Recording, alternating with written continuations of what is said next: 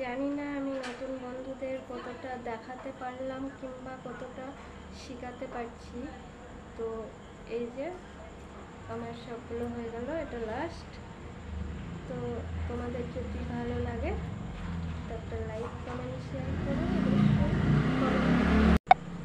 কারোর যদি ভিডিওটা উপকার হয় তো একটা লাইক শেয়ার কমেন্ট করো এবং কমেন্টে জানিও কেমন হয়েছে।